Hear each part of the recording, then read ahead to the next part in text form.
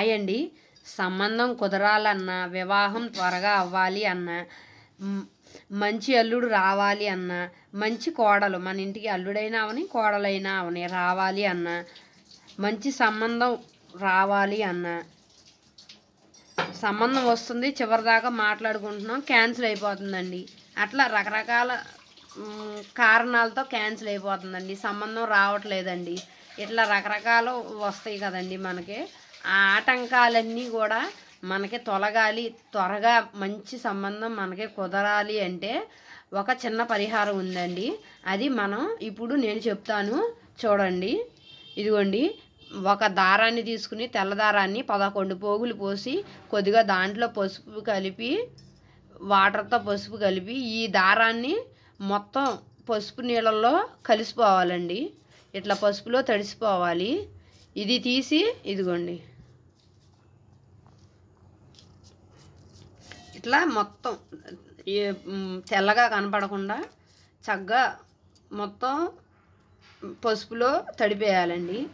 దీన్ని పిండేసి ఇదిగోండి మొత్తం తడిసిపోయింది.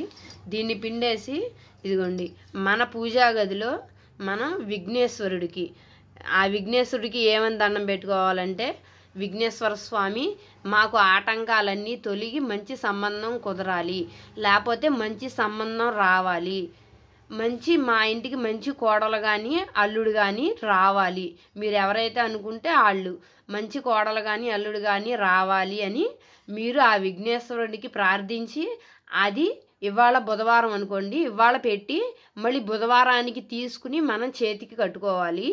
మళ్ళీ వచ్చే బుధవారానికి మళ్ళీ అట్లా పోగులు పోసుకుని మళ్ళీ అట్లా తడిపి వినాయకుడికి వేసి మళ్ళీ కోరుకుని మన చేతికున్నది తీసేసి ఒక పచ్చని చెట్టులో వేసి మళ్ళీ దీన్ని తీసుకుని మళ్ళీ కట్టుకోవాలి. మళ్ళీ దేవుడికి అట్లాగే మన కోరికని చెప్పుకుని మళ్ళీ ఆ పసుపు తాడిని అట్లా వేయాలండి.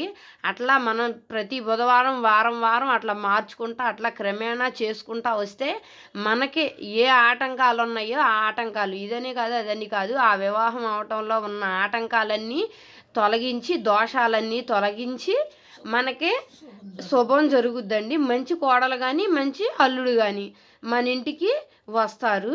ఇట్లా చేసుకోవటం వల్ల మంచి సంబంధం కూడా కుదురుతుంది. మీకు గనక ఈ వీడియో నచ్చితే లైక్ చేయండి, షేర్ చేయండి, సబ్స్క్రైబ్ చేయండి. ఇట్లా కంపల్సరీగా చేయండి. చేస్తే మంచి జరుగుద్ది, శుభం జరుగుద్ది. బాయ్ అండి.